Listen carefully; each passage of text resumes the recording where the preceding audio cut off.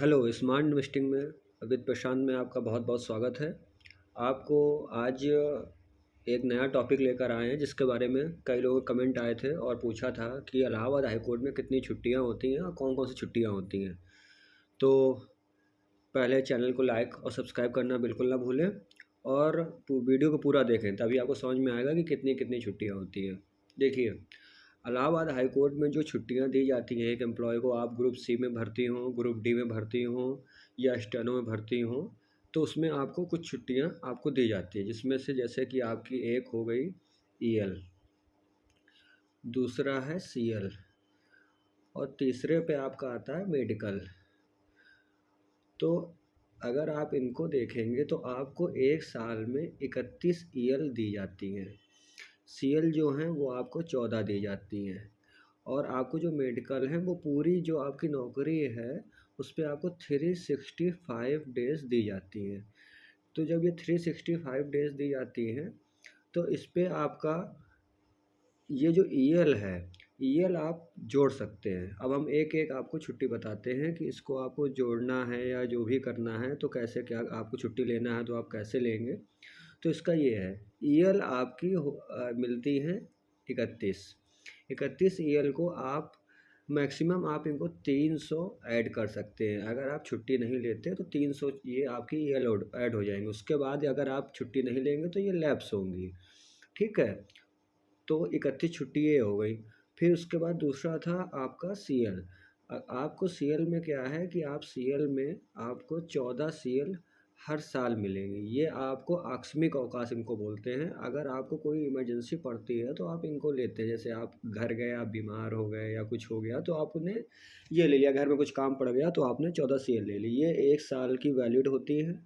अगर आप इनको नहीं लेते तो ये लैप्स हो जाती हैं। ठीक है, चाहे एक बचे या दो बचे या पूरी 14 ले लें। अगर आपने मान लीजिए पूरे साल में 12 ले पाए और फिर दो बच गए तो वो लैप्स हो जाएंगी। ये आपकी 1 जनवरी से 31 दिसंबर तक रहती है। ठीक है, जैसे ही 1 जनवरी फिर आएगी फिर आपको 14 मिल जाएंगी, जो पुरानी अगर आपकी बची हैं तो वो लैप्स हो जाएंगी। मेडिकल है, मेडिकल जो आपको आपको लेना होता है वो आपको मेडिकल लेना होता है। पूरा जो पूरी आपको नौकरी में मिलती है, आपको जैसा कि हमने पहले बताया है कि जो मेडिकल मिलती है वो मिलती है 365 डेज में।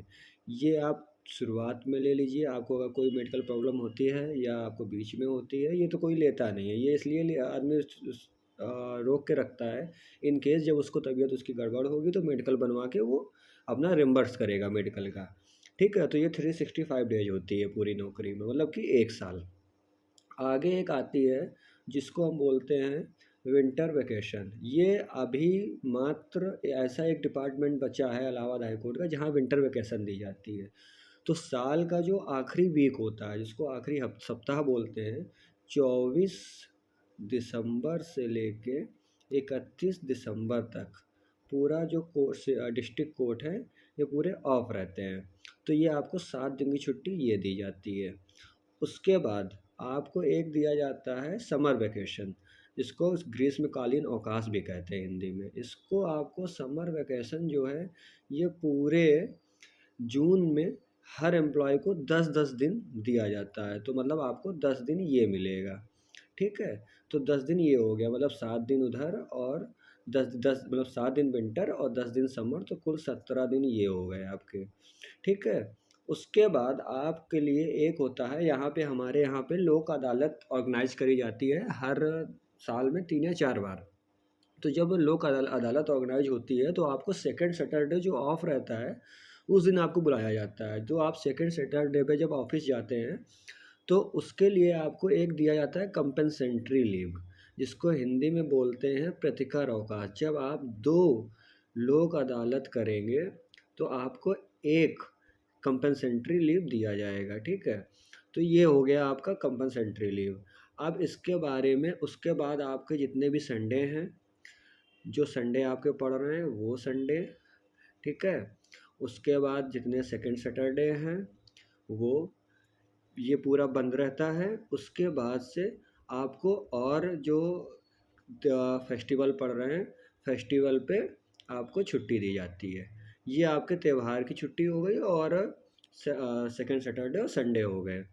उसके बाद एक और आपको दिया जाता है, एक यहाँ का कोई प्रॉफ़िट आपको नहीं बताता, एक फ़ायदा यहाँ पे और भी है कि अगर आपका कोई भी त्योहार या कोई भी जो फेस्टिवल है वो आपका अगर हॉलीडे वाले दिन पड़ जाता है, जैसे कि वीक के सेकंड सैटरडे को पड़ गया या आपका संडे को पड़ गया, तो उसकी छुट्टी जो है वो आपको उसी साल में किसी दिन एडजस्ट करके किसी वर्किंग डे के, जैसे कुछ बहुत सारे त्यौहार होते हैं जो छोटे मोटे होते हैं जिनका ऊपर से छुट्टी नहीं होती इलाहाबाद हाई कोर्ट से, तो वो यहाँ पे छुट्टी दे दी जाती है, मतलब आपके वो छुट्टियाँ मरती नहीं हैं, वो पूरी छुट्टियाँ आपको मिलती हैं।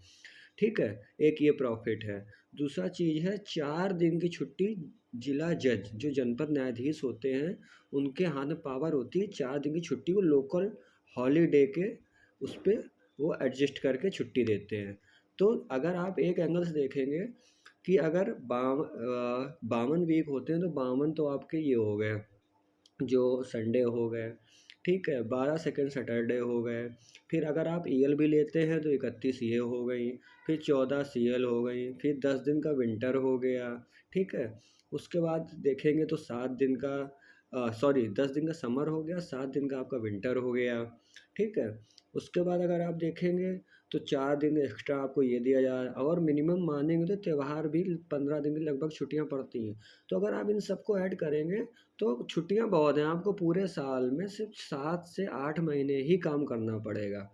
तो आप लोग इसका मन लगा के तैयारी करें, बहुत ही अच्छी नौकरी है, कोई दिक्कत नहीं है। प्रमोशन के भी एस्पेक्ट आपको आगे बताए जाएंगे और वर्किंग स्टाइल बताई जाएगी। अगर आप प्रिपरेशन करने के बारे में इच्छुक हैं तो वो भी बताएं, तो हम प्रिपरेशन के लिए आपके लिए एक स्ट्रेटजी वीडियो हम प्रोवाइड करेंगे कि हमने कैसे प्रिपेयर किया था और कैसे हमने टाइपिंग में प्रिपेयर किया था, क्योंकि मेरे टाइपिंग में 50 में 49.70 नंबर थे, मतलब कि सिर्फ पॉइंट 30 मार्क्स डिडक्ट हुए थे। तो हम आपको हर प्रकार से गाइडेंस देंगे, तो आप अच्छे से तैयारी करें। अगर आपको कहीं डाउट है तो आप ज़रूर बताएं। थैंक यू, चैनल को लाइक सब्सक्राइब जरूर करें।